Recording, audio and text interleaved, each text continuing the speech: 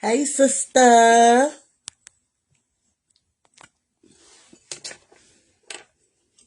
Hey, thank you so much, Miss Katie.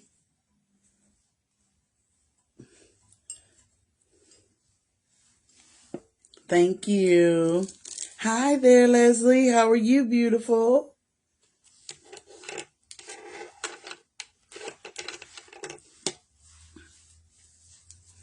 Hey, y'all. Y'all just come on in. We're going to get started here shortly. I'm going to give people a few minutes to come on in. How is everyone on this? What's today, y'all? Monday? Tuesday? Tuesday evening. Hey, Stephanie. Hey, Jay.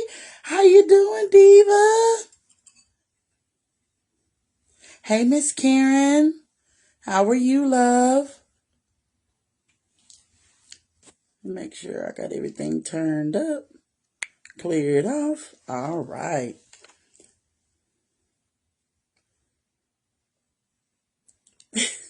Thank you so much, Miss Katie. Hi, Tia. Hey, April.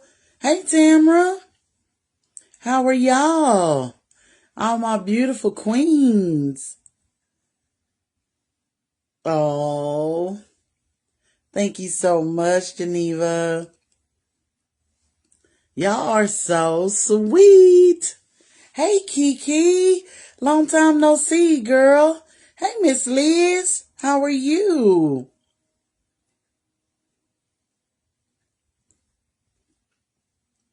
How's everybody doing on this Tuesday, guys? How is it going? Thank you so much, Miss Karen. Thank you so much. Thank you, Liz. Oh, are you, Hannah? Watch on, girl. Watch on as I talk, sister. You may have some questions. It's good to see you, Kiki. Long time no see. One of my friends I grew up with. Hey, how you doing, Miss KK? Hey, Lori, how are you? So I'll give people a few more minutes, y'all, and then we're just going to go ahead and jump right on in there. Can everybody hear me okay? Is everything okay? Hey, Miss Maya, how are you, beautiful? Hey, Miss Kimberly. Hey, Miss Shanae. I thank you guys so much for your prayers. Hey there, Kobe. I ran into your mom. I'm pretty sure she called you and told you. I ran into your mom at the store, Kobe. I told her how much I love you. You are such a diva. Such a doll. I love it. Hey, Dree, baby. Thank you so much, Miss KK. Thank you so much. Hey, Stephanie. All right, y'all. It's 8:05. I'm a stippler for time, so I'm going to go ahead and get started. I'm so happy. Hey, Brittany. Hey, Kiava. Oh, thank you so much, Kiki. I'm so happy that all you guys came and that, what I wanted to do, guys, is I went ahead and started this page after I did my journey. So officially, hey there, how you doing, Miss Nooney? Officially, I wanted to introduce myself to everyone and let everyone know exactly who I am. I wanted to keep everyone updated because everyone was asking me what's going on with you. Have you had your surgery? When are you going to have your surgery? Are you still on a diet? Are you still losing? So I thought the best way to keep everyone updated and informed on what was going on was to create a page and an atmosphere where we all can encourage each other, because you guys are coming to me and like, you're such an encouragement to me, but you guys don't know how motivating and how encouraging it is. Hey, Makisha, how encouraging it is to me to have you guys say that I am an encouragement to you. So, hey, how you doing, Miss Sarah? Thank you so much, love. I really appreciate the dynamic that we have here. Hey, Miss Jody. So I want to definitely keep that going, guys, because that helps me as much as it helps you. Believe that, y'all, because days get hard, times get hard. Hey, hi. Oh, there's my baby. Hey, Jay Leno. Hey, sweet things. Times get so hard, y'all, and sometimes it gets so discouraging. Hey there, Miss Kristen. Hey, Gina. And having something like this where I can go and release and have you guys talk back with me is just a blessing. Hey, Tina, how you doing, love? Hey, Leah. So, first and foremost, if you don't know, my name is Tammy Patton. My name is Tammy Patton, guys. I am 41. I'll be 42 June the 12th. I'll be 42 years old. I survived. I survived 600-pound life. And I am getting that on a t-shirt, guys. I am getting that on a t-shirt. I survived 600-pound life. Yes, ma'am. The very first thing, let me get into a little background. I know y'all got a tad bit of background from the 600-pound life episode. I hope everyone has watched it. If not, guys, go watch it. Make sure that you invite your friends to watch it. I want everyone to see it because it is as real and as transparent as I could be on reality TV, guys. It was as transparent as I could be on reality TV. So I wanted to encourage everyone to watch the episode. Hopefully you'll get what I got from it, and you'll pick up some motivation. You'll pick up some love. You'll pick up some positive energy, and it will just change your mindset on the show. A little background. I do have 3 children. On the show, we didn't talk much about my oldest. I do have a son, guys. My oldest is a son. My heart, he is the apple of my eye. He is currently incarcerated. The reason the show didn't speak much about him is because by him being incarcerated, he was not able to give consent. So we just kind of negated from speaking about Deontay. But in the times to come, y'all, we will definitely talk about Deontay. I definitely want to talk about being a prison mom. I want to be as transparent as possible, guys. I don't know who out there needs to hear what I've been through. That's why it was so easy for me to go off into the show. The very next thing I want to talk about, let's see, I have 3 children. I do have 2 grandchildren. Hey, everybody who just came in. I'm sorry if I missed your names. Hey, everybody. I love y'all. Smooches. Just getting a little intro off into me. So I'm 41. I have 3 children. Deontay is my oldest. Serenity is my oldest daughter, but my middle child. And then there is Alizé. Alizé is my baby girl. Now, all 3 of them are adults now. And I do have 2 grand kings, y'all. I have 2 grandsons, and I call them my grand kings because they are everything to me. Y'all just don't know, they everything to me. Deontay, my oldest son, he has a 1.5-year-old. He'll be 2 in August. And Serenity, my oldest daughter, my middle child, has a 9-month-old who will be 1 in June. Y'all saw Caden on a couple of the scenes. Y'all saw Demarion on a couple of the scenes. Those are my babies, So, basically, me, guys, family. I love my family. I love my family. And if there is one thing that I say when anyone asks me why 600-pound life, first thing I go off into is because of my family. I love my family. I have extended family from my children. My children's family are so supportive, guys. You would think that they were my blood sisters. You would think that they were my nieces, my nephews, my cousins, my mother-in-law. They are so, so, so supportive of me, and I love that. And that is hey, Danya, that is one of the main reasons why I chose to embark on 600-pound life. And that's the very next thing I want to get off into. Why 600-pound life?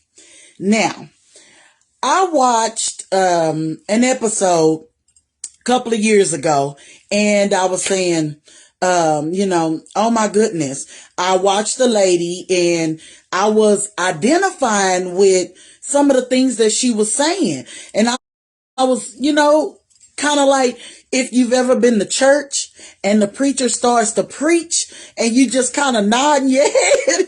I was identifying with the things she was saying, her daily struggles, the things she was going through, and the things that the weight had done to her that had caused her to be such, that it caused her to get to the point to where she was. I was really identifying with this lady, and I was like, okay. But I didn't consider doing 600-pound life at all, y'all. I didn't consider doing 600-pound. Hey, Nikki. Hey, Crystal. How are y'all? And I'm sending love from Texas. Thank you for that South Carolina love, baby. But I got to a point where, and just to let you guys know, anything that I say on here is 100% the truth. If any of you guys know me, hey cousin, if any of you guys know me, y'all know that I'm a stiffler. I'm transparent. I'm 100% real. It is what it is. Like it, love it, take it. I mean, here I am who I am. So I chose to contact 600-pound life because I wanted something different. You wanted something different, Tammy. Well, why didn't you just get up and go work out and start your own diet or, try? I didn't know how, guys. I didn't know how. I had done every diet that was known to man. And I felt like I didn't have the tools that I needed. I felt like I didn't have that instruction. I needed a blueprint, or I needed a map to guide me and tell me where I was going or what I was doing wrong, because I felt like, oh, thank you, Constance. I love you, girl. My diva girl. Hey, Danielle. Hey, Ashley.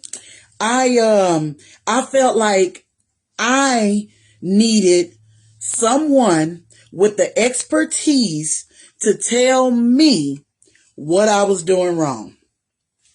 Okay, we all ladies here. I don't think I've seen any guys, but they can identify as well. We're all ladies here, and sometimes we do our own hair at home, don't we?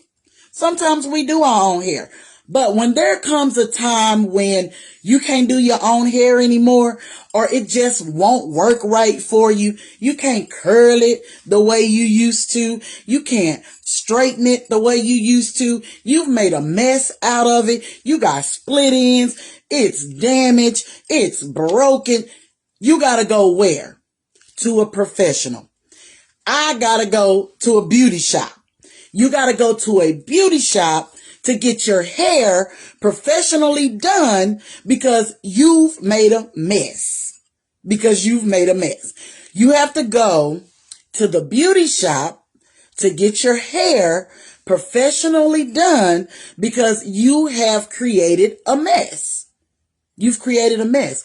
So I had created a mess out of my life. And I use the beauty shop as an analogy because we all ladies and we all love to get dolled up and did up. And there's a time in our life that each and every one of us had to go to some hair professional and get help. You sat down in that lady's chair and you said, I don't know what I did. When you took that hat off, I don't know. I tried to color it myself. I tried to do my own highlights. I tried to perm it. I tried to cut it. You're sitting in a professional's chair and she's telling you, girl, I don't know. Hello. A lot of times we have a lot of different myths. We have come to believe a lot of information. The internet is full of stuff. I know I'm a Google fiend, guys. I can sit and just Google all day long weird stuff. I'm a weirdo. I can sit and just Google weird stuff. Okay, guys, are we back? But what I was saying was the professional is feeding off into you all of the information that you need. Are we back up and running, guys? Everybody can see me and everybody can hear me. Give me some hearts if you can see me. Give me some love if you can hear me.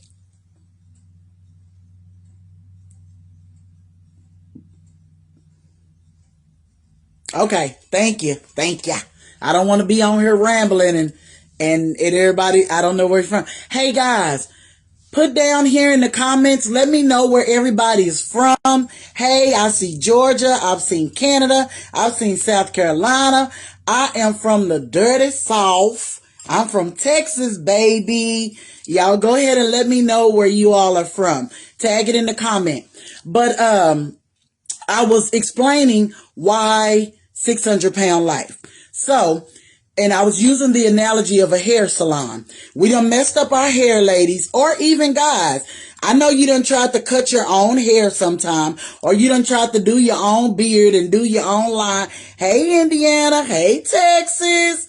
So you've done messed up, so you got to go to a professional. You got to go to a professional. Okay, North Carolina, Louisiana. Hey, we got some hot girls in the house. So we are at the professional now. We're sitting in the professional chair. First off, we get fussed at, don't we? When we sit in the professional's chair, they fussed at us. Houston, baby. All right. So they say, now, why did you do this to your hair? Why didn't you come to me first? Why did you let it go so long? You know, hey, Missouri. And we get scolded. We get fussed at, but then they turn around and they educate us. They show us or they tell us what we did wrong and what we can do better next time. What we can do differently next time. That's why I chose 600-pound life. Hey, Kentucky. That's why I chose 600-pound life. I chose 600-pound life because I wanted the professional to tell me what I was doing wrong. Because see, last year I decided I am tired. I'm going on a date. Well, Mississippi, Maryland. Okay. So I said, I'm going on a diet and I am going to take my life back and get my health back in check. I'm tired of taking medicine and I'm tired of sitting on the sideline and watching everybody else play the game. I want to play the game. Put me in, coach. I'm ready to play the game. So I embarked on a diet last year. Well, I thought I was doing everything right. I had even started losing weight. Hey, Sonny. Hey, brother. Hey, Otis. I had even started losing weight. I had even started feeling better. So I thought I was doing right. I thought I was doing right. So, but as the months went on, the weight loss stopped and I got discouraged because I said, well, what am I doing wrong? I'm doing the same thing I've been doing. Why am I not still losing? Why, what's going on with me? So I felt like I had tried every diet in the book. You guys, keto, Atkins, Jenny Craig, Weight Watchers, just pushing back, period. Basically, starvation, liquids. I mean, I had tried everything and it would only give me so much results. it would start out well, but it would always end the same way, with me being discouraged, with me falling back into a depression, with my anxiety being at a high level, and me feeling like a failure. One thing I don't like is to feel like I lost. Hey, South Carolina. Hey, Missy. To feel like I lost. So I made up in my mind, after watching I binge watched, y'all, season 1 through about 6. And I made up in my mind I was going to reach out to the show and see about how do you go about getting on the show. Before I did this, I had a talk with my children, because they are first and foremost the most important to me. I had a talk with my children, and it was a very real moment, y'all. It was a very real moment. And the reason I say that is because if any of you have children, thank you, sister. Y'all look at my earrings. Ain't these cute? We'll talk about jewelry later, because I got a lot of questions about my jewelry. So I'll be sure to let you guys in on that little secret. But I had a very real conversation with my children. And if any of you guys are parents, y'all know, as a parent, we feel like it's our duty to protect our kids. So if there's something going on, we want to brush them away from it. We want to keep them away from it. We don't want them to know that mama's going through something. We always downplay what's going on with us. I've been in the hospital over the last 5 years. I think I've been in the hospital maybe 3 or 4 times. And every time the kids would ask me, Mama, you okay? Oh, I'm all right. Just a little fluid on my lungs. Yeah, I'm fine. When inside, I'm panicking myself, and I'm afraid, but I'm not going to let them see that. So as a parent, we protect our children. Hey, everybody who's just come in. Hey, Shakita. How you doing, sugar? Hey, Angela. Hey, Miss Maddie. So as a parent, we protect our children. So I had to take a very real moment and do a very real look at self. And that's where it starts. You cannot get any help until you admit that you need it. That was the number one hardest thing for me to do, was to admit that I needed it. That was the hardest thing for me to do, was to admit that I needed the help. I knew it. I knew I had done several of these diets and they only lasted for so long, but to admit that I actually needed to seek out a professional to get the help was a different thing. It was a different thing. I sat down with my children and I had a very real conversation with them. And I said, I'm thinking about reaching out to the show. I need to see Dr. Now. I feel like he understands someone my size, because a lot of times when you're not this size, you don't understand. And you think, okay, get up and go to the gym, go walking, go work out, but there are steps to it. There's levels to it. You don't just wake up and go running when you this size. You don't just wake up and go walking when you this size, because everything hurts. So I said, okay, I want to talk to Dr. Now.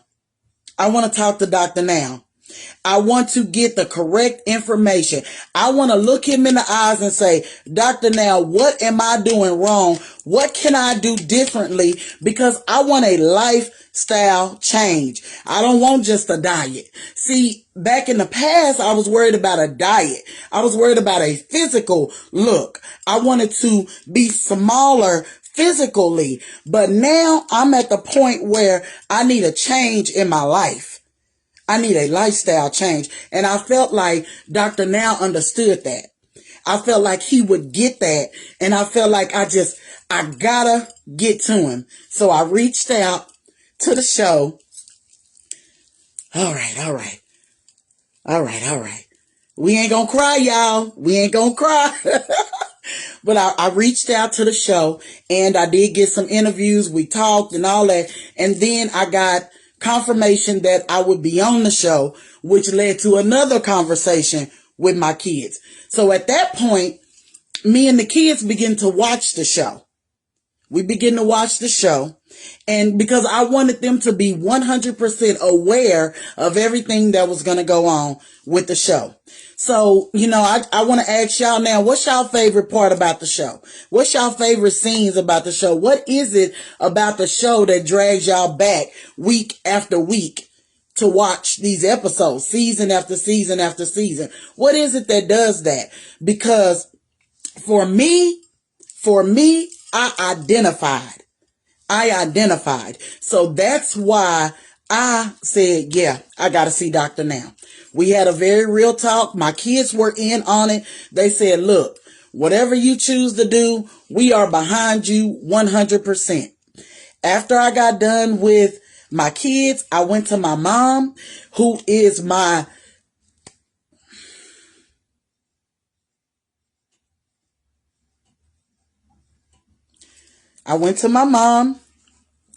who I knew what her answer was going to be, but I had to talk to her. She agreed that if this is what you want to do, she said, hey, Tammy, you've never been the type to shy away from anything.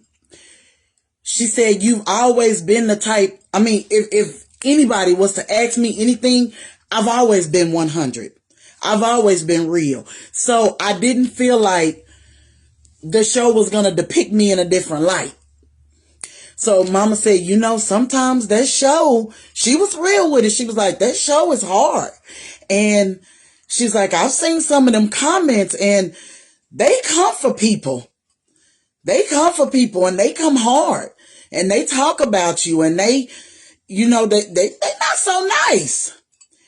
And I put my hand on my hip and I said, Mama, when have I ever worried about what somebody had to say about me? I said, I have two grandsons and I refuse to be a picture on the wall. I refuse for my grandsons to look at a photo book and say, that's your grandma. She loved you so much. She loved you. No, I want to be as active in their lives as I can be. I felt like when I had kids, they didn't come with a book. They didn't come with a map. I didn't know how to raise kids. I had to figure my way through that. But now that I have grandkids, I feel like I got a blueprint. I feel like I have a second chance. So God gave me a second chance. I want to do something different. I want to be able to see my babies. I want to be at that football game and not in that parking lot because I can't walk up them stairs. I want to be screaming. I want to be seen. Now, none of us know the day or the hour when our expiration date comes. But I didn't want to expire from anything that I had done. Not from anything that I had done. So I put my pride aside and I said, I'm doing this. I'm doing this. Now, granted, I had no idea. I had no idea, y'all, how much filming, how much went off into the show. I had no idea. But I asked God for strength. I said, Lord, you know that I'm doing this because it has to be done. This is not nothing that I want to do. This is literally a matter of life and death. It has to be done. It has to be done. I fell the day before they were coming to film. I fell in the hallway in the house and I was on my way to get my nails done because I was like, they not finna catch me. They coming to film. I'm finna be on TV. Y'all know. in a rush, in a hurry, just nervous, anxiety on 10,000. And I fell and did me a James Brown split in the hallway. Yo, I fell. I fell. I fell in November, guys. I fell in November. When I fell, I damaged my knee. My knee is shot. And I am 41 and I'm walking on a cane. 41 and I'm walking on a cane. 41, and in this summer, they're considering knee surgery, knee replacement surgery. Not because I was an athlete, or I played basketball, I played football, or I played tennis, or I ran track, or done something like that to damage my joints, but just because of my weight am I now being considered for replacement knee surgery at 41. I told my mama, I said, I am taking back everything the devil stole from me. He is a lie, and I'm going to get it. I'm going to get it. I'm going to get it. And that is exactly what we did, y'all. We put our big girl panties on, and we did what we had to do. We did what we had to do. When I read the comments, guys, it was so much love. We literally, the morning that the show was to premiere that Wednesday night, they sent us the clip. They sent us the show, the full show, that Wednesday morning. So I was only prepared. I was only prepared that Wednesday morning. So I was like, okay, girls. I called Allie and I called Rennie and I said, all right, y'all ready? And they was like, yeah. And we sat here and we watched it together before it aired to you guys so that we could get mentally prepared. And we watched it and I said, okay, okay. I was like, I can see a couple of scenes they gonna come for me on. They gonna drag me on a couple of them scenes. But all in all, I felt like they depicted me.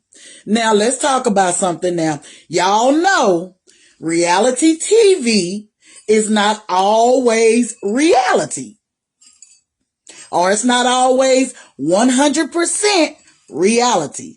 Sometimes we got to give a little to get a little. So, I said that just to say, all y'all sitting at home talking about, look at all that she ate. Look at that. Well, guys, it is reality TV, my 600-pound life, and they want to depict how we got this far. No, we are not sitting and eating all that food in one session. But what they are depicting is that it took you 20 years to get here. We can't show the whole 20 years of what you ate. We can't show the whole 20 years of what you ate. So we only have a small amount of time to get that through to the audience that this is what has caused this. So, it's okay. If I got drugged about the eating scenes, oh well, it's okay. It was all right. But all in all, I felt like the show depicted me, my realness, and that it gave it to y'all the way it was. It gave it to you guys the way it was. Like I said, there was some scenes that was a little fabricated, but it's reality TV. It's reality TV, and I'm not mad at anybody about it. And I did the necessary. I did the unnecessary so that I could get to the necessary.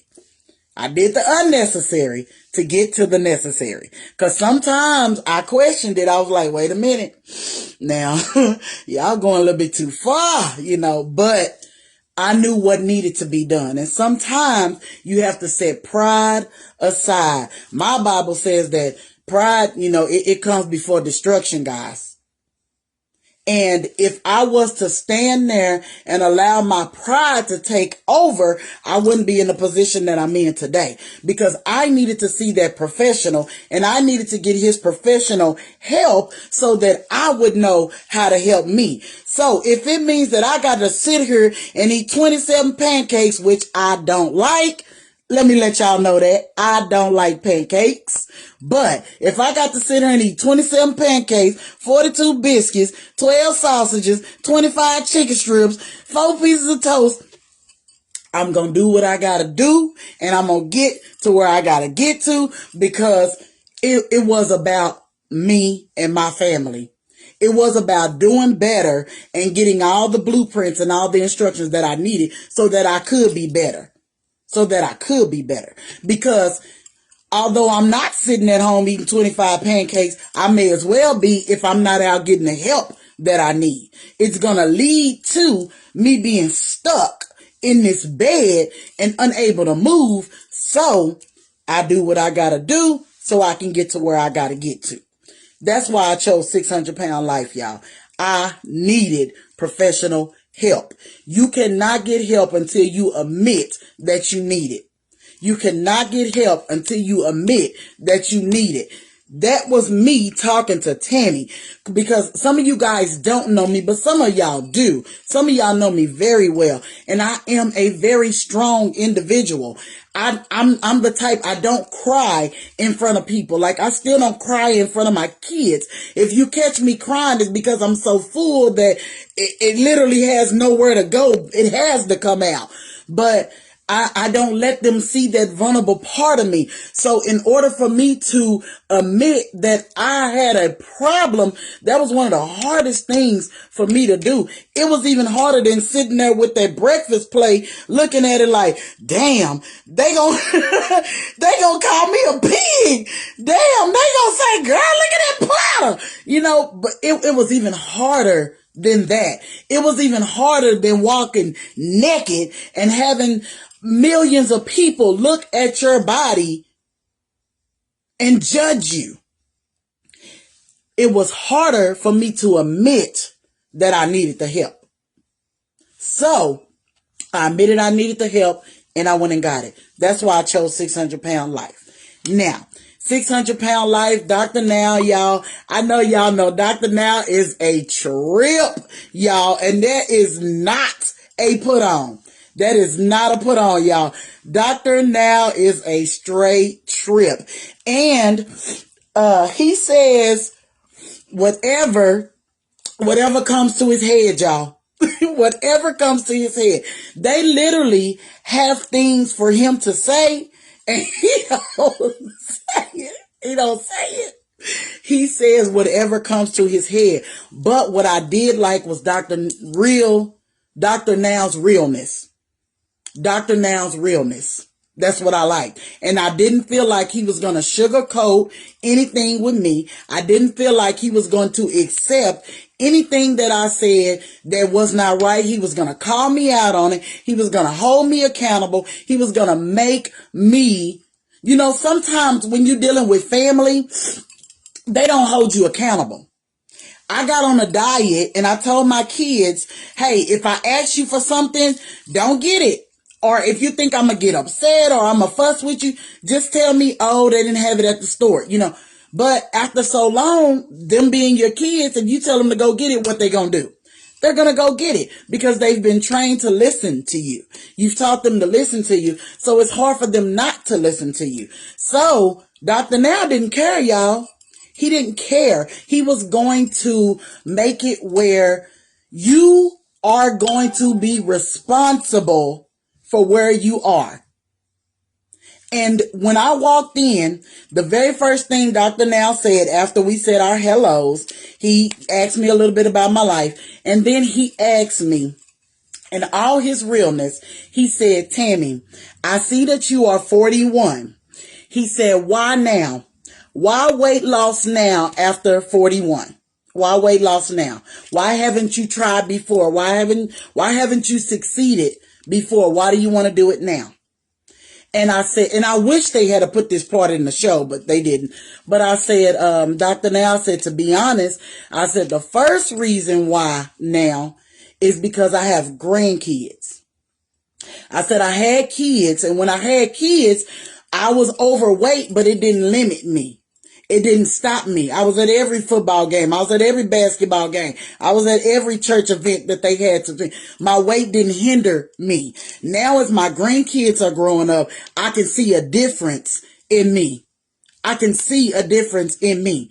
I don't want that. I want to be just as active and more than I was with my kids, because these are my babies. These are my grandbabies. And when they look out there from their little soccer game and their little t-ball game, I want them to be able to see that Granny is here to support you. Granny got you. So I said, I'm here for my family. I'm here for my family, because they never mumble. They never complain. They never say, what are you doing? Why? Oh my God. I'm here for them. I want to change for them. I'm tired of them depending on them to get things done. I'm tired of burdening them. They never told me I was a burden, but I always felt like I was. I'm tired of every time we go, it's the little thing. Every time we go somewhere, we have to make plans around Tammy. We have to make arrangements around Tammy. I said, Dr. Now, I'm tired of sitting in the front seat every time we go somewhere. I want to sit in the back seat sometimes. We always got to take an extra car, when if I wasn't going, we could have just had one car. Those type of things. I'm tired of worrying about if I go here, will there be a seat that's going to fit me? See, these are the things that was going on in my head. I never spoke them out loud. My sister was having a 50th birthday party, y'all. And this is as real as it gets. My sister was having a 50th birthday party. Granted, she had been to Vegas twice already. But for her birthday, she wanted to go to Vegas. And she wanted a family trip with the girls, to her girl cousins, to go to Vegas, right? So we all got together and we were all going to go to Vegas. Then they said we were going to fly. Well, guess what? Hey, Jordan. Guess what? Tammy can't fly. Not only was I afraid of the plane, but I could have gotten over that. I wouldn't want to buy 2 seats. I did not want to stand in that line and have to buy 2 seats. How embarrassing would it have been? I didn't know. I said, I don't know if the seatbelt is going to snap. I don't know if I'll be able to fit. Those seats look small on the plane. So they said, well, we'll just drive. We'll drive so that Tammy doesn't feel uncomfortable. I don't want to have to walk through the airport, people looking at me crazy, and I'm tired, huffing and puffing. And I didn't want my first flying experience to be that. I didn't want that. And they were willing to change their plans for me. Number one, I get tired of folks having to change their plans for me. So they said, well, we're going to drive. It was going to take us, I think, like 17 hours to drive there. So then they decided, well, let's just go somewhere closer to home so we don't have to go so far. Now, we're all at the meeting, and deep down inside, I'm talking and I'm laughing and I'm having a good time with everyone, but I'm not. Internally, I'm not having a good time, because I didn't like the fact that the birthday party wound up being about me. It was her 50th birthday, not mine. We should have been able to do what she wanted to do for her birthday. So that's why. Dr. Now, I said the second reason why, Dr. Now, is because I want to motivate people to lose weight, to do better, to live differently. Dr. Now looked at me, he said, that doesn't make any sense. I promise y'all. He said, way to go, Holly. Congratulations, love. He said, that doesn't make any sense. He said, how are you going to motivate people? You can't even motivate yourself to lose weight. I promise y'all. I'm not making this up. That man said that. I said, doctor, now if you think about it, it does make sense. I said, because you can tell somebody to get up and lose weight, and they know that you're a medical professional and they know you know what you're talking about. But if they look at me and they see my weight loss, they then know they too can do it. I can look at you and listen to you all day long and say, okay, yeah, eat a couple of vegetables and eat a couple of ounces of meat, and yeah. But when you see the realness, when you look at me and know that I was just where you were, you can do it too. That's what makes people get up and do it. That's what motivates people to do differently. That's what I want to do. That's what I want to do, because that's why I'm here. I saw somebody on your show get up and do it, and I said, if she can do it, and she was bedbound, and they literally had to put a mattress in the back of the van to take her, and she drove 3 days like that to lose weight, and you sitting here talking about, nah. I said, that's what I want to do. That's why I chose 600-pound life. Update. I did get approved for my surgery. Yay! Now, my surgery will be in April. I have to go back down to Houston and do some more testing and make sure that everything is okay for me to have the surgery. And then I'll have the weight loss surgery. Guys, let me tell y'all something about weight loss surgery. For you out there who are saying, oh, you chose the easy way out, the hell you preach. I'll tell you to your face, the hell you preach. There has been nothing easy about what I've done. Nothing easy about what I've done. When I chose to pick up broccoli and carrots instead of potato chips, that ain't easy. Easy my ass. Tell them, class, that ain't easy, y'all. And excuse my language respectfully, but very disrespectfully to those who think that's the easy way out. You have to lose weight. Do y'all know how hard it is to lose weight? Do y'all know how hard it is to lose weight? You have to make a conscious decision every time. See, it's just a little bit different when you're dealing with food, because food is everywhere. When you're dealing with alcohol or when you're dealing with a different type of drug, you don't have to be around it every single day. Because with alcohol, you have to go to the store to go get it. Alcohol is not always in your presence unless you buy it. With drugs, you got to go out to go get them. They're not always in your presence. With food, you have to have it. Food is everywhere. Every event that we do, food is there. If somebody is born, we having a baby shower. If somebody is dying, we having a repast. If somebody's getting married, we are having a reception. Food is everywhere. And sometimes there's not always a healthy choice to make. Food is good. Food is good. It tastes good. It makes you feel good. Have y'all ever ate something that was just so good to you that you got happy? It tastes good. Ooh, that was good. Food is good.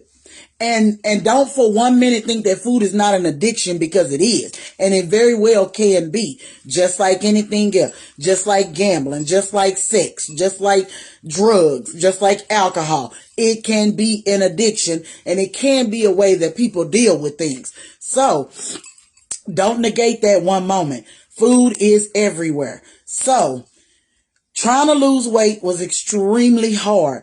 But the only thing I knew is that every morning when I open my eyes, the very first thing I say is thank you, God, for another day. Secondly, I say, Lord, please, please give me the strength to make better choices and good decisions. Please, Lord. Not every day did I abide by that. Not every day. Y'all saw it. Y'all watched my episode. Not every day did I abide by that. Because when you first start, you get so excited because you're losing weight and you're like, oh, yeah, yeah, look, look, look. But what they don't tell you is there's a period when your weight slows, or it may even completely stop. And then I'm right back in the position that I was in when I tried that other diet. And I'm saying, wait a minute, because now I went to the professional and he told me that I could do this and I could do that. And this was going to happen and that was going to happen. And it's doing the exact same thing that it did when I was doing this diet. So it becomes discouraging. It becomes discouraging. And then you fall off into that depression. And then when you fall off into that depression, what do you do to cope with life? You eat. So we have to retrain our thoughts every day. Lord, thank you for another day. Lord, give me the strength to make good choices and the right decisions. Heavenly Father, help me to retrain my thinking. Retrain my thoughts. Retrain my thoughts, Lord. Help me to believe that what I'm doing is the right thing and that it's going to eventually lead me on the right path. Those were my top three daily. I did not get out of, before I got out of bed, I said those things because I wanted to make sure I made the right decisions.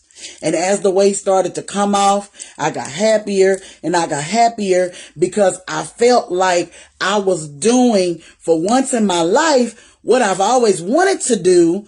And it was making sense.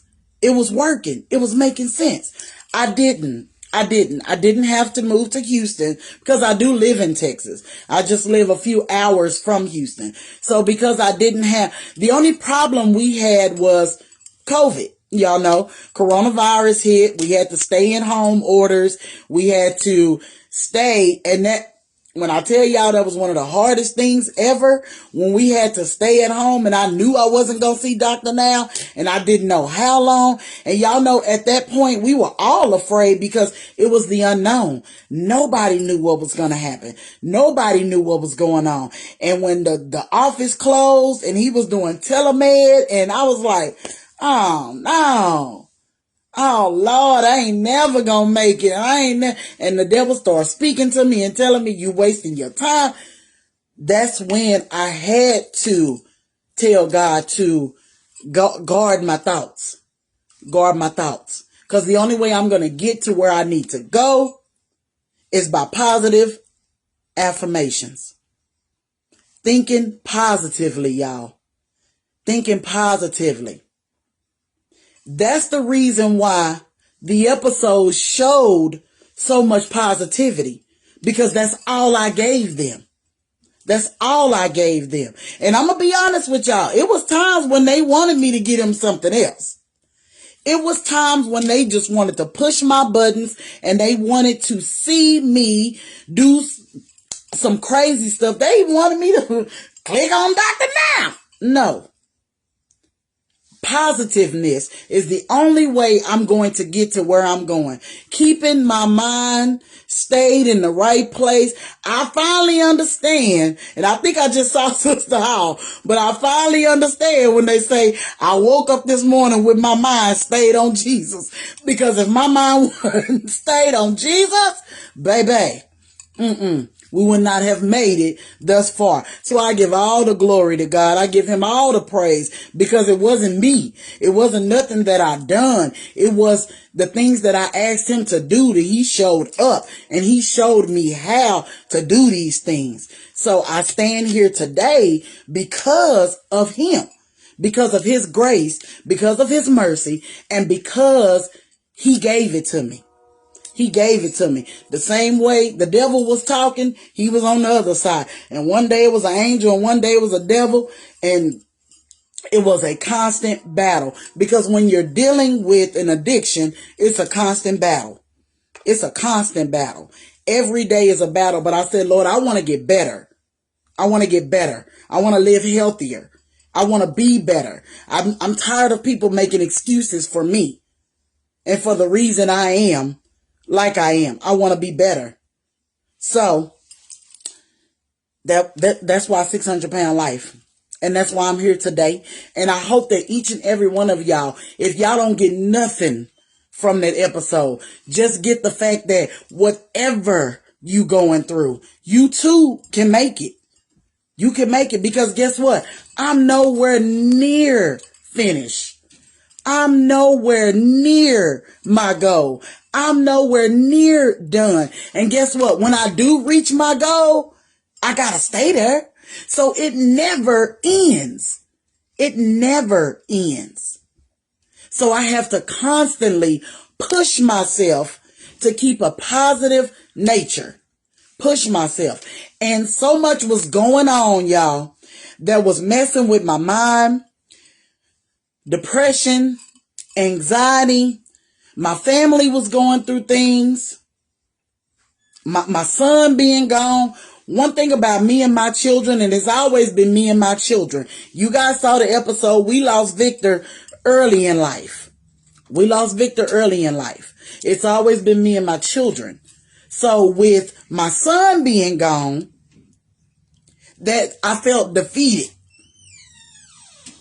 With him being gone, I felt defeated. I felt like I lost. And I don't like to lose. I don't like to lose, y'all. I felt like I lost because I felt like I did everything that I knew to do to keep him from where he is, but yet and still, there he is. What did I do? And that constantly played in my mind.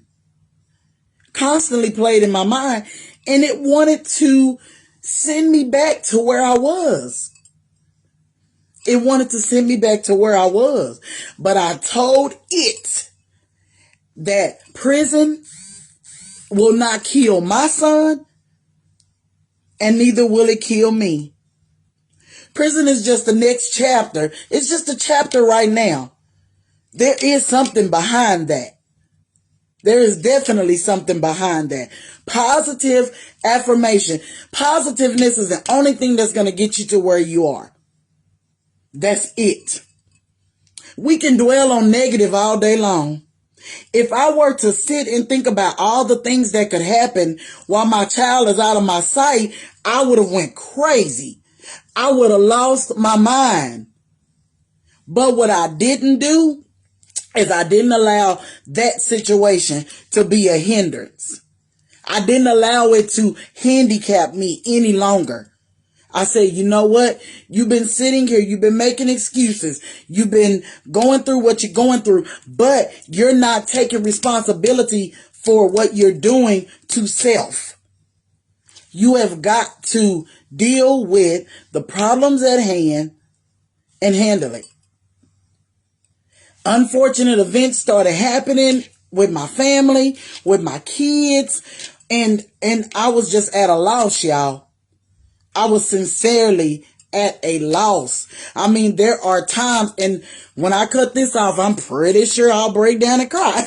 But there are times when I just felt like, how am I going to make it? How am I going to get through this? How am I going to push to the end? You know, I signed up for something I can't complete. I signed up for something I can't do. But when I sat in that office and I looked that man in his eyes and I say, I'm not a quitter, Dr. Now. I never have been, and I'm not about to start now. That was not scripted, baby. That was me. And most of the lines were me. I think y'all can tell. If you know me, you can tell which lines was kind of scripted and which lines were me. But that line there, I looked that man in his eyes. I said, I'm not a quitter. I'm not about to quit. I ain't never been a quitter. Because I got somebody I'm teaching this to. My kids are looking at me. If I quit, they know it's okay to quit. I got a son in prison. He can't give up. He can't give up. If he give up, he dies. He can't give up. I had to constantly keep that mentality. And sometimes, y'all, being strong is the hardest thing to do. Being strong is hard. It's hard to sit on the other end of the phone and tell your child that it's going to be all right when you don't know. When you honestly don't know if it's going to be all right. It's hard to sit on the other end of that phone and tell your baby that they'll be home when you don't know. But faith, faith, because the day he left, I said, my baby will be home. My baby will be home. And when he comes home, he's going to come home to a healthier mom. I'm going to see about his child. And when he comes home, things will be different. Things will be different with him because his mindset will be different, and things will be different with his mom because she will be different. And I knew that I had to be strong for him. And he knew that I was embarking on this journey. And I tell him all the time, I said, woo, this is one of the hardest fights I ever had to fight. I said, this is one of the hardest fights I ever had to fight. But I told him, if I can do this, you can do anything. Anything, y'all. And I'm not just saying that. You guys, y'all can do anything. Whether it be weight loss, whether it be alcoholism, whether it be a drug addiction, whether it be just repatching and putting your family back together, showing love instead of hate. You can do anything that you put your mind to. One thing about that mind, y'all, it is strong. It is strong. And yes, you will get tired. I'm not going to sit here and tell you that it was lollipops and gumdrops, because it wasn't. And it still isn't. It still is. I ate something the other day and I told Serenity, I said, oh, that made my stomach hurt. I was like, I'm not going to eat that again. And she's like, I told you. So it doesn't stop, y'all. It don't stop. It's for life. It's for life. But the seriousness of it all is that you can do it. And that's my message. That's my message. If I can do it, you can do it. You can do it. My mom stood beside me, and I know y'all got some tidbits of her story. She's been over 20 years clean. Over 20 years clean from a drug addiction. She did it. She's doing it. She did it, and she's doing it. And every day is still a struggle, because it never goes away. So I said, I'm going to lean on my mama. I'm going to lean on her strength. Find you some strength and pull from it. One thing I can say is get away from the naysayers. Get away from the negatives. Get away from the negatives. Some of us don't have a mom to lean on. But one thing God will give you, he's going to give you somebody, because he doesn't take away and not replace. Or I don't want to say replace, because nobody can replace your loved ones. But he does not take away and not give to you what you need. He always gives us what we need. He said, when you weak, I'm strong. Lean on me, cast your cares on me, because I care. He will send you a complete stranger. A complete stranger.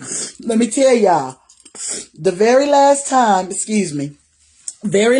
I was at Dr. Now's office, I was going to the back. I think I was going to go change clothes, and a lady stopped me in the parking lot. Now, I had just had a very bad experience in Dr. Now's office, because I had just found out that it wasn't. I was having a bad time with casting. I was tired. My knee was hurting. I wanted to go to the hotel room and just lay down. They wanted to film. They want to do this over and over. Can you go back over there and walk over here again? Can you go back to the back door and walk through there again 3 times? I'm like, this ain't no play. This is a real cane. This is a real cane. And with this real cane come real knee problems. I can't keep walking over there 3 and 4 times. Y'all playing. This is serious.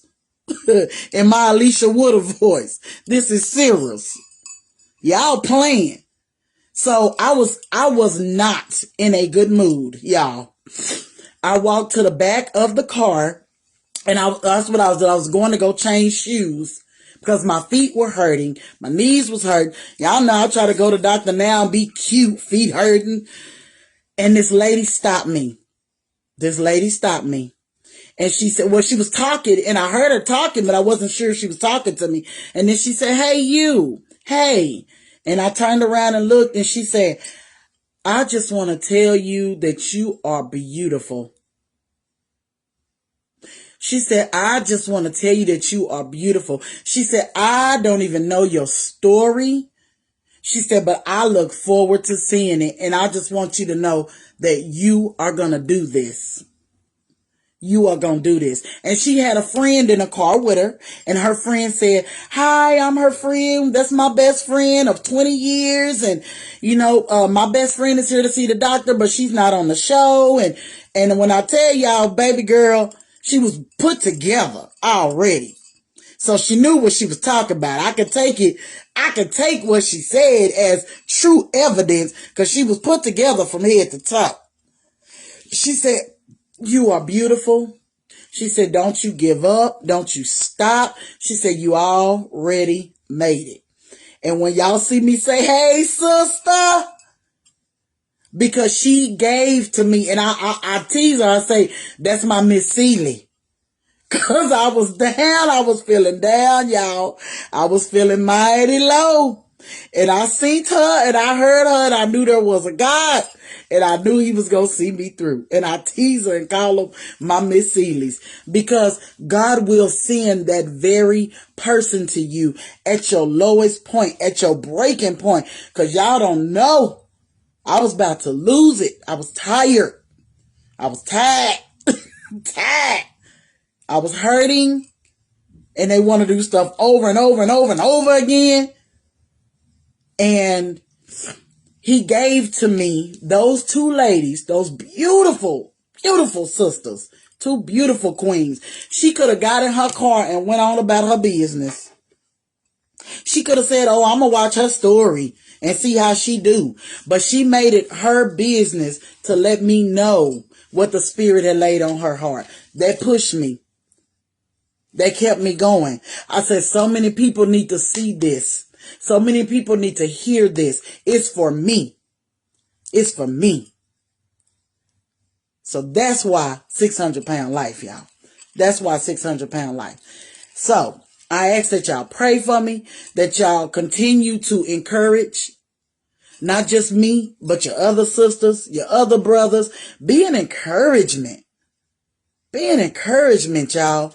It is so easy to be negative. It is so easy to hurt somebody's feelings. It is so easy to tear each other down. But it's hard to lift somebody's spirit. It's hard, especially when you going through. How can I be a light when when I'm in a dark place? How can I be that light? People have told me time and time and time again, and yeah, I got some negative comments, but I got so much love that them negative comments was like, poof. And before I could even, I wasn't going to comment to the negative comments anyway, but before I could even address them or say anything, them people was jumping on them.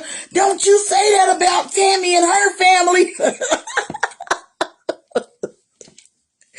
Don't you say that about Tammy's mom. Her mom is a sweetheart. Don't you say I was so tickled, y'all, at those comments and the people coming and defending me genuinely. I was so blessed. And I thank you guys 100%. Continue to follow me on my journey. Continue to pray for me. Continue to push me.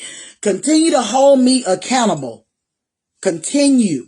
I give you permission to hold me accountable, guys. Hold me accountable. I got two guys, Demarion and KJ.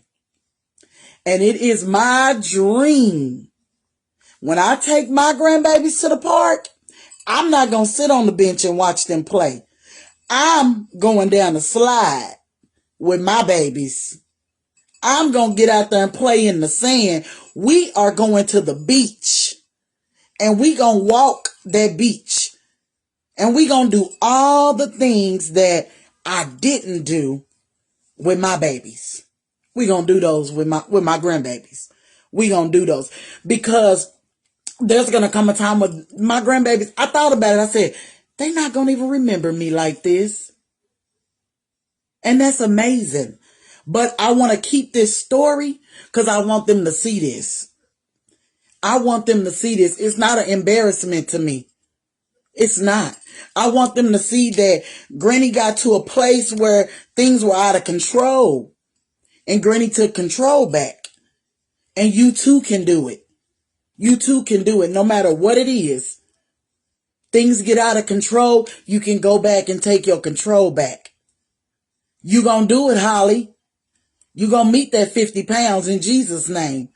You're gonna meet that 50 pounds, baby, in Jesus' name. And you're gonna keep that weight off and you're gonna live a totally different life because you are determined. And you're gonna take your story and you're gonna tell your story. You're gonna open up and let millions see that God is good. And because of him, here you are. Now, my jewelry. I am a paparazzi consultant. People have been saying, girl, you know, you was fly. You was fashionable. Well, I can't take all the credit because I got some of this from some of my paparazzi sisters and brothers, y'all. If y'all don't know about paparazzi, check them out. Find your nearest paparazzi pusher, as my upline says. Find your nearest paparazzi pusher and get yourself together. And when I say they have jewelry for men, women, children, whatever your style, they got you. That's where my jewelry came from. Everything I wore on TV was paparazzi, guys. I love them. I love them, love them, love them, love them.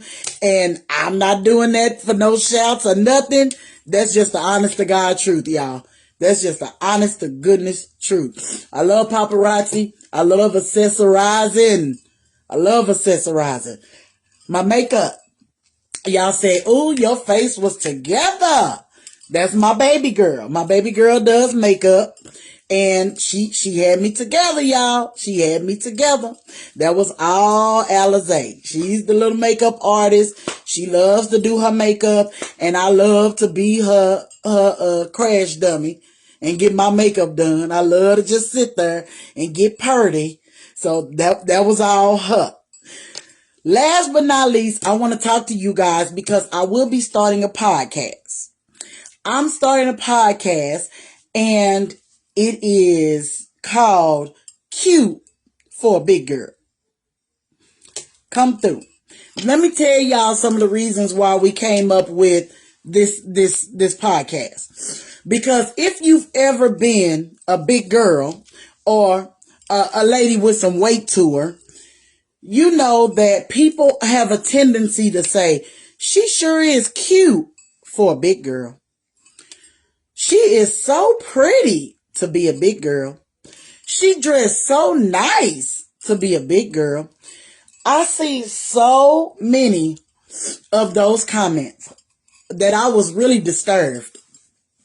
So y'all really thought because I weighed close to 600 pounds that I'm supposed to come on TV with red holes and bleach stains and my pants hanging off my booty and my shoes leaning, and no. It had nothing to do with being a big girl. That is a defensive term, y'all. When you say something about somebody, don't put a comma behind it, put a period behind it. That means end it. She is beautiful, period, or exclamation point. No, she is beautiful, comma, or semicolon, to be a big girl. No, she is just beautiful. She dresses nicely. She is smart. She is gorgeous. Period. So that's the podcast name. Cute for a Big Girl. Feel like that'll draw them in. That'll bring them in because we need to get away from those cliches. We really do. We need to get away from those cliches Society has us brainwashed and has us thinking that certain things only look good on certain people. Certain things shouldn't be worn by certain people. We want to get away from that because our message is positivity. We are here to uplift. We come to uplift. And guess what Christ said? He said, if I be lifted up, if I be lifted up, somebody right now is going through something. That's why their hair ain't done, y'all. Somebody right now is having a problem with their kids. That's why they come to work looking crazy. Talk to them. Lift them up. Be that kind person that they need. Be that shoulder they can lean on. You don't know what a person is going through. My family tells me now to this day, we didn't know you was going through, you was going through that. Because I never said nothing. Because I wore a mask. And as humans, y'all, we wear a mask pretty well. Some of us wear it better than others. But when you see somebody and they not at their best, they not at 100%, or they not at your best, talk to them. See what's going on with them. Feed into them what they need. Because when you feed into them what they need, they have no choice but to get on their best. You may find the best friend in life just by talking to somebody.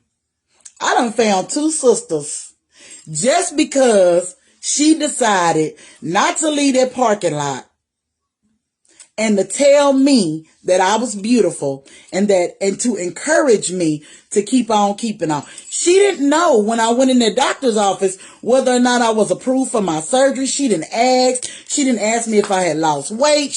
None of that. She just told me that you can do it. She said, I see it all over you. So let's start being that. Let's start being light. So that people can see it all over us. Because that's what he demands for us to be anyway, y'all. It's too many beautiful women out here for us to be competing with one another. For us to be tearing each other down. I freaking hate that, man. I literally hate that, y'all. I really do. But the podcast is going to be on Sundays, 6 p.m. Keep following, guys. I'll let you know the date. Definitely let you know the first date of the podcast. I'll be coming back, doing lives, talking, chatting. Y'all feel free to ask me anything.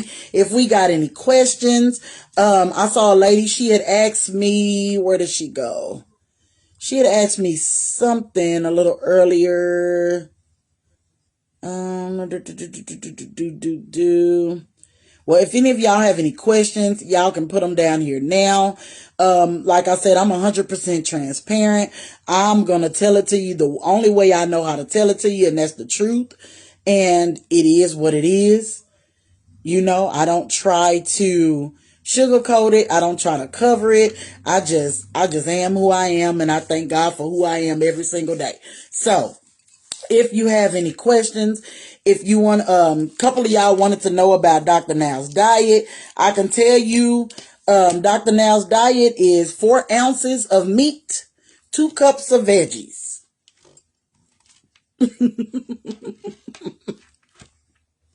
4 ounces of meat, 2 cups of veggies. That is Dr. Now's diet. He restricts you to 400 calories per meal, 3 times a day, 1,200 calories. And I know some of y'all are saying, well, I don't eat no 1,200 calories. Baby, you can eat up 1,200 calories in just one snack. He does not allow snacking. Yes, I am doing the sleeve, Holly. I am. He does not allow snacking. He will tell you that no snack is a healthy snack. One thing I was doing wrong, and I will say this, and I'll leave it alone. Fruit.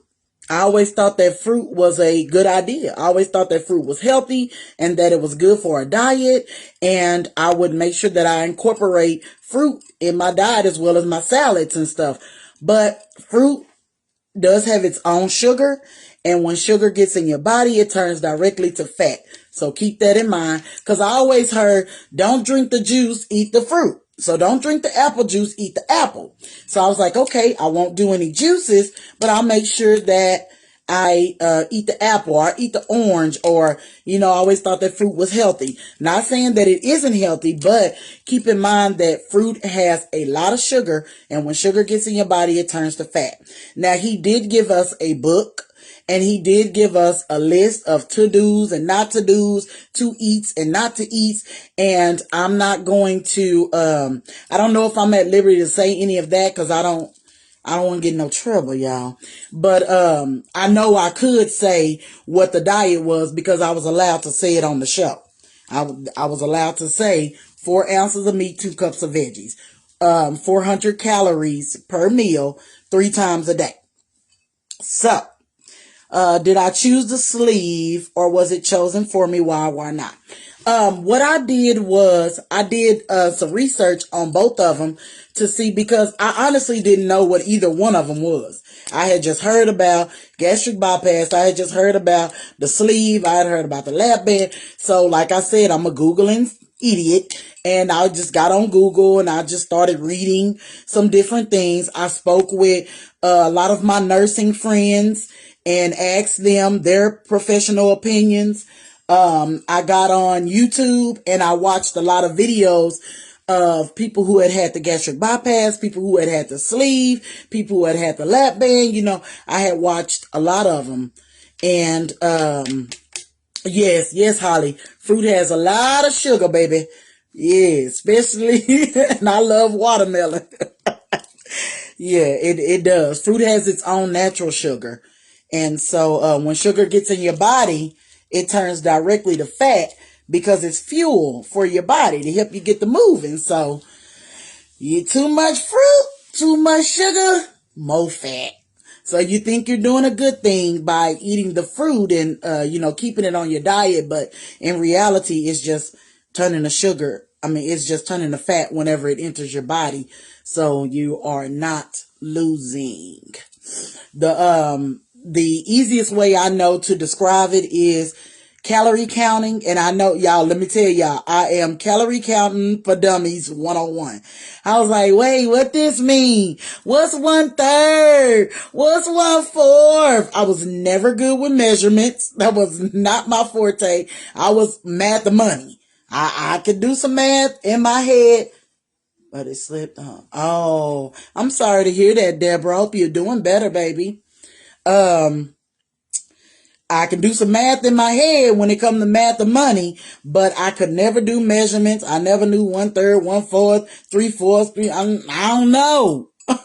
So I was definitely calorie counter dummy 101.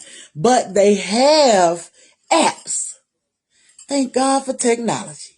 They have apps, and you can watch these apps, and these apps tell you, you can put in exactly what you're eating, and it'll tell you how many calories it is. And a lot of them, it even has the brand name that you're eating, and it'll tell you how many calories it is. It's crazy, because I had a lady say, oh, I only eat one time a day, and that's lunch because I'm at work. No lunch because I'm at work. She's like, I just eat dinner, and I usually pick up like a hamburger at the Family Dollar in the freezer. I'm like, them hamburgers are 900 calories. That little cheeseburger that's in that freezer section at Stripes or Family Dollar or something like that. Yeah. It's 900 calories. So, when you get the hamburger, you're going to get the hamburger. You're going to get your little side item, probably some chips or something, and you're going to get you something to drink. I guarantee you have surpassed your 1,200 calories for the day. One meal. That was me. I don't eat a lot. I just eat. Oftentimes it's not how much you eat, it's what you're eating, or it could be not what you're eating, but how much you're eating. Because even if you don't keep to the 4 ounces of meat and 2 cups of veggies, you're still eating too much. It's crazy. I know. For breakfast, I would usually do maybe 2 boiled eggs and some bacon. I didn't do the turkey bacon. I didn't do the turkey sausage. I mean, I did sometimes because I just happen to like those things, but I didn't have to. They weren't something that I had to do. But eggs are very high in protein, and I like eggs. I love hard boiled eggs. I love scrambled eggs. I can scramble me some eggs, throw some spinach in it, throw some tomatoes on there, and bam, I'm good. I didn't even need no meat, But I can also have 2 boiled eggs, couple of pieces of sausage, and yeah, carb manager. Yeah. And the carbs are very low carb. So he didn't say that you couldn't have any carbs, but he did want to keep the carbs low. So if I wanted 2 boiled eggs or two scrambled eggs, a couple pieces of sausage and a piece of bread, I could have that, So it's just all about finding out the tools and using them. That's how it goes effectively. Using them. And stay away from all them sugary drinks. We know that. Those sugary drinks. Waters. Water is good. Unsweetened tea is good. Me, I'm big on zeros. 0 calories, 0 sugar. That's my thing. But there was a lot of good information that I did receive from Dr. Now, and I do credit him for his help. And I thank God for giving him the mindset and giving him the understanding and even the know-how and the want to, because Dr. Now is real. He literally wants you to do better. He literally wants you to do better. I know y'all like, oh, he mean, he be cutting up. But as y'all can see, he wasn't so mean to me. He wasn't. But he often told me, I can't do no fussing with you. Cause I would immediately go in and I would start fussing at myself. Nope, Dr. Now, I'm not here to make no excuse. I did not meet your goal. I did not. And he would immediately go off into, well, why not, Tammy? What are you doing? And I would start telling him, and he would tell me, nope, you're doing this wrong. You're doing that wrong. You're doing that wrong, And I'd be like, okay, Doctor, now I made a bad decision, but then I went to the gym and I lifted some weights. He was like, what? What kind of stuff is that? Y'all, Dr. Now is a mess. That man is a mess, but he's truly an angel. He has a very good heart and he has a love of people and he truly wants to help people. And he know what he doing. He really does. He know what he doing. There are a lot of exercises, Jody, that Dr. Now gives us in the book. You've seen some of them I was doing on my episode. I've seen other ones on the other episodes. What he starts with is very low maintenance, because most of the people that go to him are not people that can just go in the gym and walk on the treadmill. They are extremely obese, morbidly obese people, and it doesn't make sense to tell somebody to get up and walk 3 miles and you'll be okay when I'm walking from the bed to the bathroom and I'm out of breath.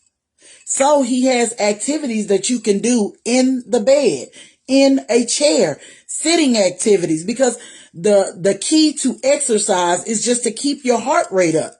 Keep it moving. Sweeping is exercise. Mopping is exercise, because it's moving your heart rate. It's moving your heart rate. So when you see me doing the arm circles or the stretches, or I just got the weights on my wrist, but I'm sitting in the chair, I'm still working out.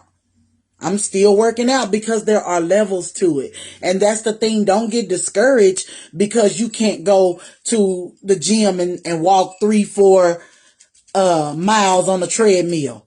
Don't let that discourage you, because there are levels. And I had to remember that I'm not going in on level 10, especially with a knee injury. Cause see, I was ready to roll, y'all. Right before we started filming, I didn't have a knee injury. I was like, okay, I can go walking. I can do this. It's nothing. But then when I heard the knee, baby, knee said, "Now, sister, that ain't what we doing." And I have osteoarthritis in it, and it is literally bone to bone. So every time it touches, it ain't nothing nice. But just remember, there's levels to it, y'all. It's levels to it. You don't have to be 100%. You're not going to get in there and the first day you go, I do water aerobics. I work out in the pool. Y'all, I'm a bad mama jamma in the pool. Can't tell me nothing. I go to the pool and I literally run in place for 2 hours. Run in place for 2 hours. I got my weights on and I'm moving my arms and I'm moving my feet and I'm jogging in place because I'm in the water. You're weightless in the water. If I try to stand up right now with all this weight loss and try to stand up right now and jog in place, it's going to be a problem. But do what you can do. Don't try to go on nobody else's level. Do what works for you. When you find what works for you, it'll work for you. I promise. I knew that water aerobics was something I was going to be able to do. I love the water. I'm a fish. I love the water. I love to swim. So I was like, okay, let me sort out a place where I can go. I go to a therapy pool. It's warm water. I get in that booger. I hate to get out, but I get in that booger and I literally work for 2.5 hours straight. And I have no pain working out. And I do it twice a week. So you find what works for you. You find what works for you. The gym ain't for everybody. I'm just going to say it. The gym ain't for everybody. Not right now. I have, Latasha. I have continued to lose weight, praise God. And every time, yesterday, I was getting on the scale because usually I weigh myself every Sunday. Just once a week, I weigh myself every Sunday. I was getting on the scale Sunday, not yesterday, Sunday. And Serenity was in the kitchen and she says, don't it feel good to get on the scale and see the numbers go down? I almost fell off that scale, y'all. I said, girl, who you telling? Yes, I am. I'm grateful. I'm grateful because I feel like I found my niche. I feel like I found what works for me. And I truly appreciate that I found what works for me. Because what works for me may not work for you. It may not work for you and it may not work for you. And what works for you may not work for me. But I found what works for me.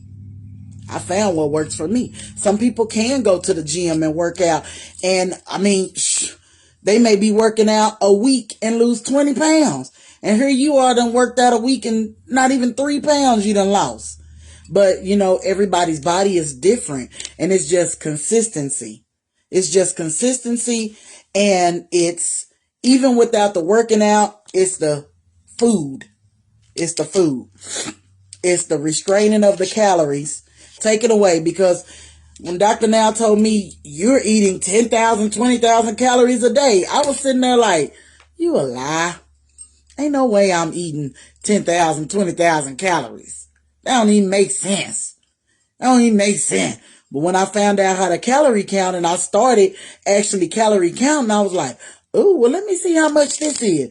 Well, let me see how much this is. Okay, well, and y'all know now when you go to the fast food places, they got the calorie count on every menu. It's by law. They have to have it or else they can be sued. So you can go at McDonald's. They got how much their fries are. Taco Bell. I mean, every menu has a calorie count. So now we don't have an excuse. When we used to could say, oh, I didn't know that was so much, you know, holding yourself accountable. Holding yourself accountable. No excuses. Hold yourself accountable. You can do this. I love y'all. I'm going to get off of here because if y'all know me, some of y'all do, some of y'all don't, but you will come to know me. I want to be your friend, guys. I love all of y'all. Please, please, please keep me in your prayers. Keep lifting me up. Let's keep lifting each other up. We can do this, whatever it is, we can do this. One more thing before I go. If you guys are suffering with anything, don't suffer in silence. Don't suffer in silence. It doesn't make you weak to go get help. Okay? It does not make you weak to go get help. Don't suffer in silence. Speak out to somebody. Seek a professional. Talk to somebody. Get the help that you need. Not negating from God, because God is good. Oh, yes, he is. But he also leaves us with tangible people and tangible help that we can get down here. If you're suffering with anything, Anything. Don't belittle it. Don't. Because I did it for years. I pushed it to the back for years. But don't. Go seek help. Get the help that you need. Get an understanding of what's going on with you. Because when Dr. Paradise, and I know we didn't talk about him, but when Dr. Paradise was talking to me, guys, I was like, oh my goodness. Like, who told him that? He been in my journal. But yeah, they are trained professionals, and I prayed about it. I said, God, I hope that you send me to somebody who is God fearing and who's going to give me the information that I need, and that they're going to give it to me 100% correct. And I'm thankful that I've met these people on my journey. I'm thankful to have met each and every one of y'all. Don't think for a minute that y'all bother me, because I love it. I love talking. I love talking to y'all, and I love being an inspiration and a motivation.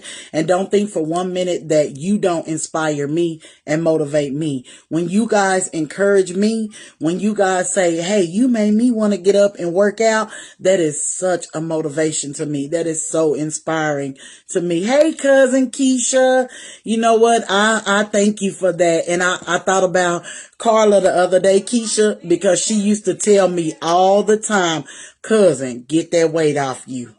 Get that weight off you, cousin. And I thought about her the other day. God rest her soul. But you guys, be encouraged. Be encouraged. Be motivated. Every day is a different day. If you messed up yesterday and you ate a burger and some fries, so what? Brush it off. Every day is a new day.